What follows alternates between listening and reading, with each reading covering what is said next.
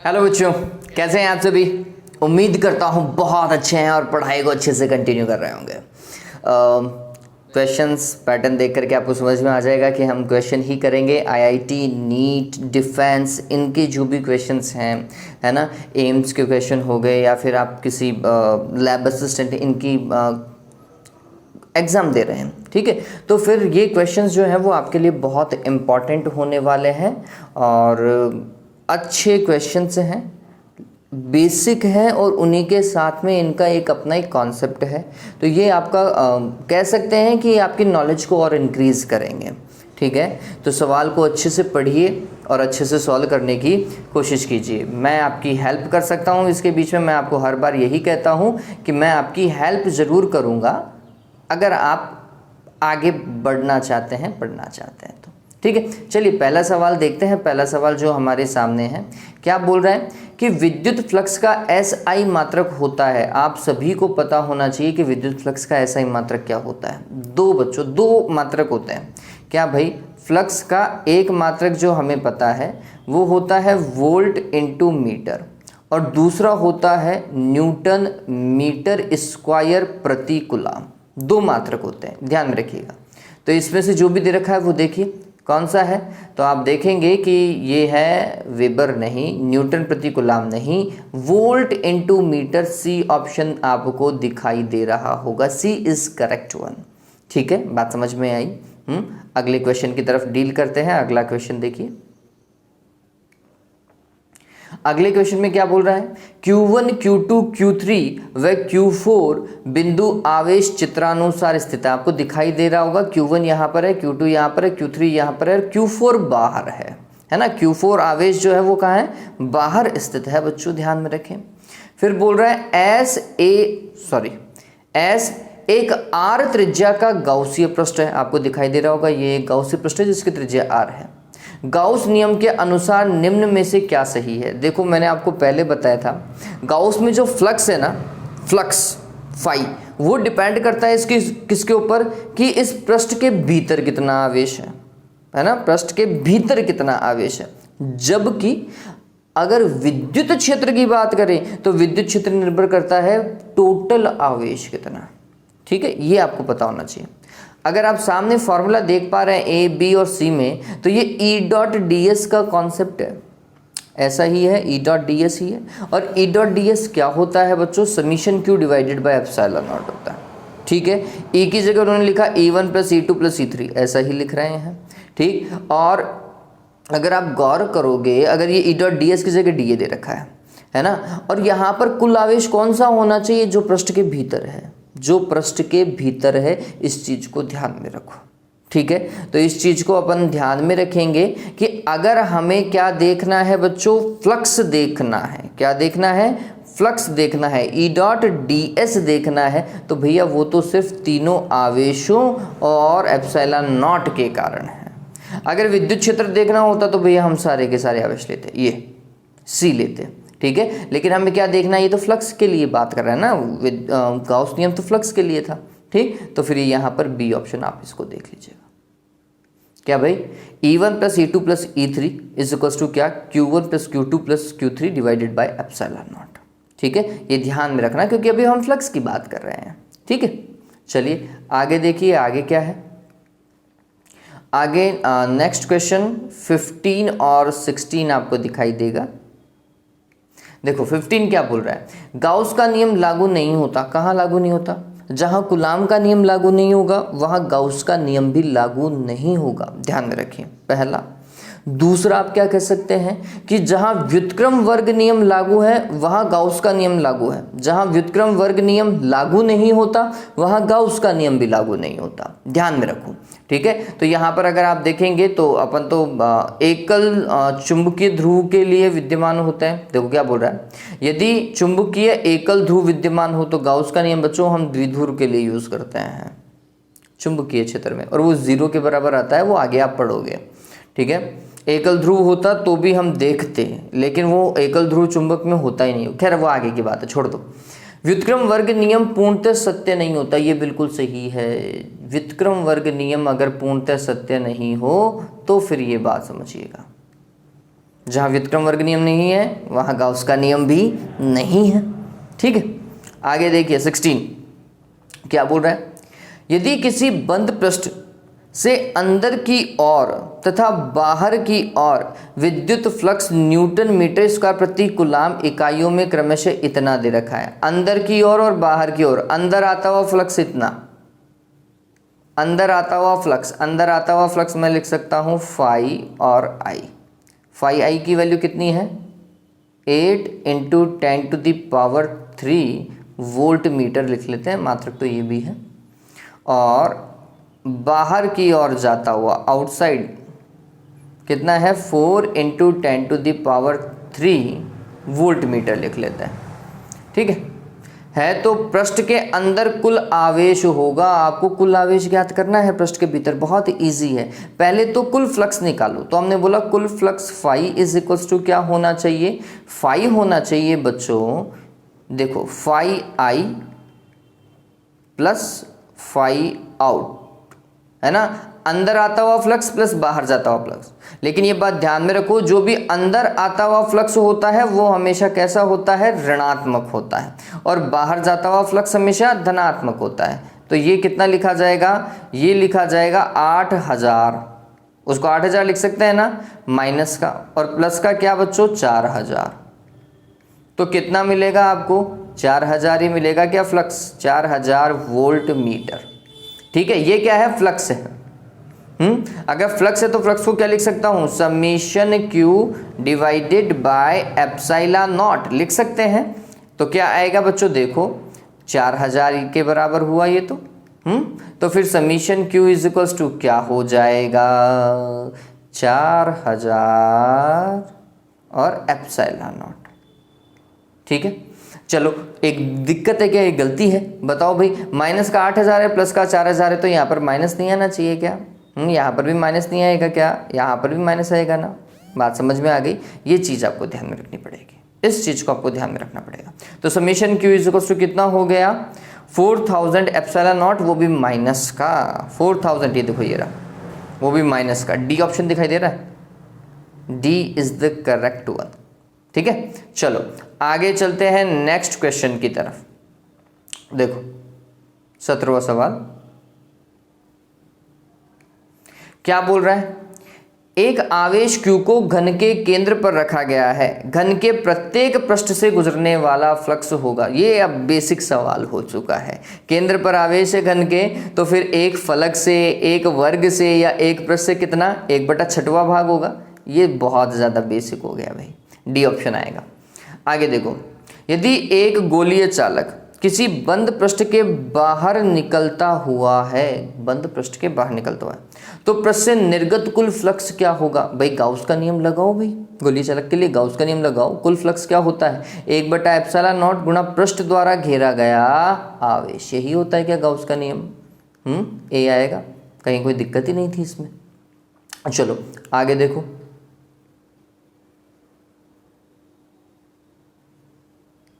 19वां सवाल क्या बोल रहा है, यदि बंद पृष्ठ में प्रवेशित तथा निर्गत फ्लक्स कितना है फाई आई और फाई टू। प्रवेशित को देखो फाई आई होता है प्रवेशित, फाई आई, और वो कितना है फाई 1 बोल रहा है, और ये कैसे देखा जाना चाहिए, माइनस का देखा जाना चाहिए। और बाहर जाता हुआ फाई आउटपुट होता है, ठीक है, आउटगोइंग होता है, ठीक है, और वो कितना है फाई 2 है भाई।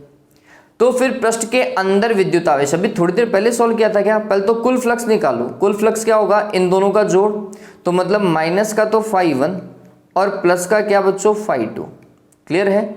और फिर ये क्या होता है summation Q divided by epsilon not होता है क्या, बराबर क्या फाई 2 माइनस फाई 1 कर दो क्या, इसको तरीके से लिखो तो चलिए, तो समेशन क्यू बराबर क्या हो जाएगा बच्चों, समेशन क्यू बराबर हो जाएगा फाई 2 माइनस फाई 1, और ये किससे गुणा हो जाना चाहिए एप्सिलॉन नॉट से। अभी थोड़ी देर पहले किया था ये सवाल, ठीक है। ऑप्शन देखिए phi 2 minus phi 1 epsilon not, ये बी ऑप्शन आपको दिखाई देगा, ठीक है, क्लियर हुआ ये, डन, ऑल राइट। 20वां सवाल देखो, एक आवेश Q को घन के केंद्र पर रखा गया, ये लो वापस वही सवाल है, किसी भी फलक से गुजरने वाला फ्लक्स होगा, क्या होगा बच्चों, बहुत सिंपल है ये तो, वही 1/6 Q divided by epsilon not, यही तो होगा। लेकिन ऐसा दे नहीं रखा, ऐसा दे नहीं रखा, लेकिन है देखो 4 पाई से 4 पाई कैंसिल करो तो ये क्या आ रहा है, Q divided by 6 epsilon naught आ रहा है, नहीं आ रहा है, बताओ आ रहा है क्या। तो ए ऑप्शन बिल्कुल सही है बच्चों, कहीं कोई दिक्कत नहीं है। ठीक है, चलो आगे देखें।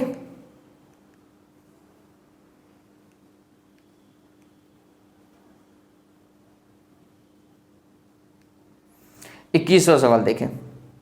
21वां क्या बोल रहा है, निम्न चित्र में आवेश वितरण प्रदर्शित है। ठीक है, इन आवेशों के कारण S से गुजरने वाला फ्लक्स, अरे सिंपल सी बात है, जो अंदर है ना आवेश उसी से ही देखा जाएगा फ्लक्स। तो हम बोलेंगे फ्लक्स जो होगा अंदर की ओर आवेश, देखो समीशन Q, Q और Q ये तो बाहर है, अंदर सिर्फ ये 2 ही आवेश है, तो 2Q हो जाएगा डिवाइडेड बाय क्या, एप्सिलॉन नॉट, है ना। 2Q divided by epsilon not, B is the correct one. ठीक है, अब आगे देखिए 22वां ये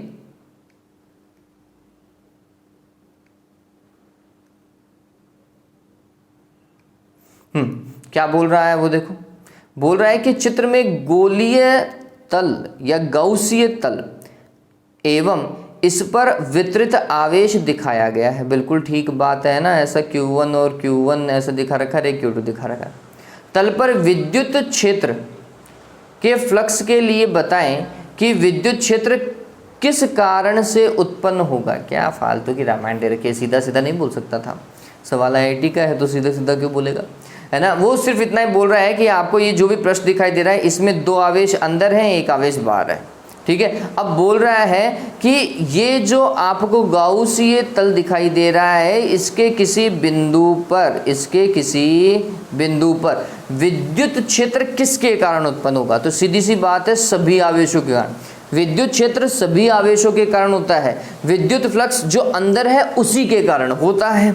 ठीक है, इस चीज को हमें दिमाग में रखना पड़ेगा। तो हमने बोला कि भैया सभी आवेशों के कारण होता है। विद्युत क्षेत्र की बात कर रहे हो आप किसकी बात कर रहे हो, विद्युत क्षेत्र की बात कर रहे हो, और विद्युत क्षेत्र जो है सभी आवेशों के कारण उत्पन्न होगा। ठीक है, ये ध्यान में रखिएगा। और आप बोलोगे सर यहाँ पे तो Q1 है और यहाँ पे भी Q1 है, यहाँ पे Q1 है, 1 प्लस का 1 माइनस का, ये तो 0 हो गया, सिर्फ Q2 के कारण ही देखो ना फ्लक्स। नहीं बच्चों नहीं, बताओ क्यों, क्योंकि अगर मैं इस बिंदु की बात करूं तो इस बिंदु की इससे दूरी और इससे दूरी अलग अलग है, दूरी अलग अलग है तो विद्युत क्षेत्र भी अलग अलग होगा। ठीक है, तो ये थोड़ा सा दिमाग लगाने वाली बात है। चलो आगे देखते हैं। हाँ, 23वां सवाल, गाउस नियम सत्य है यदि आवेश के कारण विद्युत क्षेत्र R के साथ निम्न प्रकार परिवर्तित हो।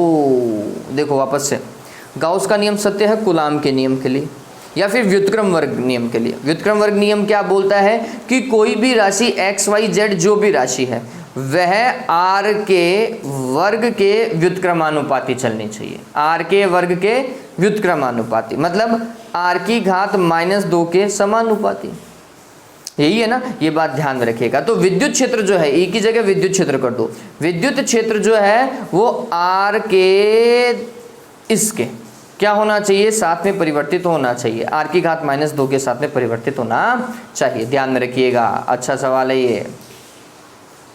देखो आप आगे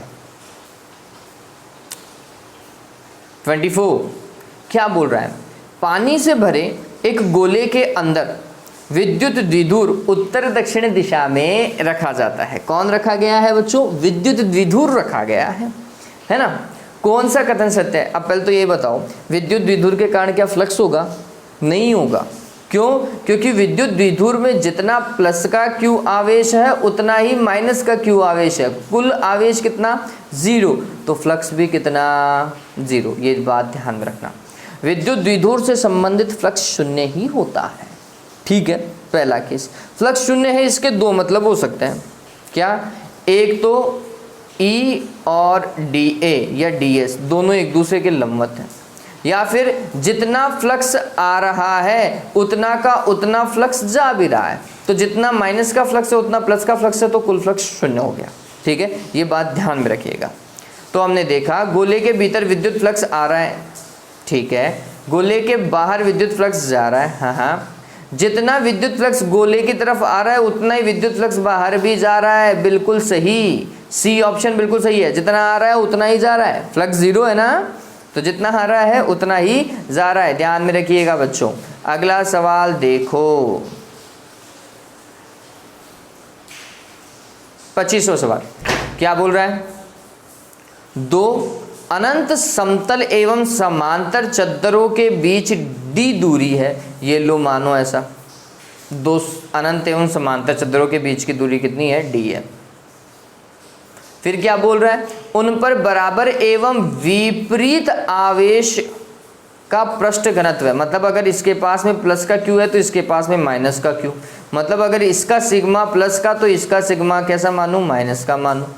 चद्दरों के बीच में किसी बिंदु पर विद्युत क्षेत्र की तीव्रता, ये लो इस बिंदु पर विद्युत क्षेत्र की तीव्रता देखो, कैसे देखोगे, प्लस का आवेश तो दूर फेंकेगा, प्रतिकर्षित करेगा, है ना, और माइनस का आवेश आकर्षित करेगा।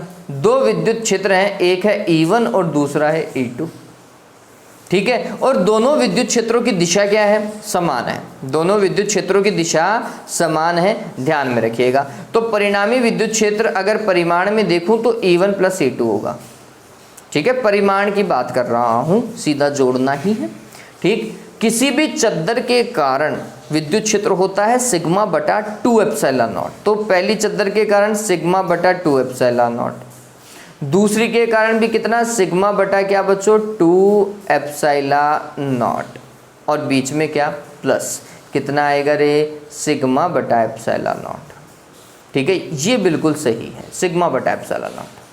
अब कुछ बच्चे ज़्यादा दिमाग लगा सकते हैं, कोई बड़ी बात नहीं, क्या दिमाग लगाओगे कि सर E1 प्लस E2 तो करेंगे, लेकिन E1 जो है वो तो प्लस का लेंगे क्योंकि आवेश प्लस का था, E2 माइनस का लेंगे, क्यों लोगे रे देवताओं, परिमाण की बात कर रहा हूँ ना मैं, किस में कैलकुलेशन कर रहे हैं, परिमाण में, सदिश रूप में तो नहीं कर रहा हूँ, सदिश में करेंगे तो फिर सदिश में लिखना, ठीक है, सदिश में करेंगे तो सदिश में लिखना, मेरे को कोई दिक्कत नहीं है, ठीक है, लेकिन अभी तो परिमाण की बात कर रहे हो आप, किसकी बात कर रहे हैं, परिमाण की बात कर रहे हैं, ठीक है, चलिए, तो परिमाण में तो प्लस का ही आएगा, ओके,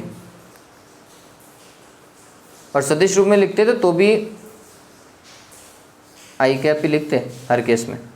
चलिए आगे देखो क्या बोल रहा है, निम्न चित्र में गाउस सतह ए द्वारा घेरे गए आवेशों के कारण निर्गत फ्लक्स, देखो ए आपको ये दिखाई देगी, ये डायग्राम दिखा रहे हैं, दे रहा है ना, ए बी अंदर वाला है, ए पूरा है, और ए में पूरे आवेश हैं, Q1 भी है, Q2 भी है, Q3 भी है, सारे आवेश हैं, ऐसा नहीं कोई सा छोड़ दिया उसने, सारे आवेश ले लिए उसने, ठीक है। अगर सारे आवेश ले लिए तो फिर निर्गत फ्लक्स क्या होगा, summation Q divided by epsilon not, summation Q, सारे आवेशों को जोड़ो दे, 14, 78.85 और 56, माइनस का 14 और माइनस का 56, 10, 20 और 50, 70, तो ये हो जाएगा 70 नैनो कूलाम माइनस का और प्लस का 78 नैनो कूलाम, ठीक है, और उसमें भाग किसका लगाओगे रे देता हूँ, एप्सिलॉन नॉट का। चलो सॉल्व करते हैं, 70 और 78.85 है ना,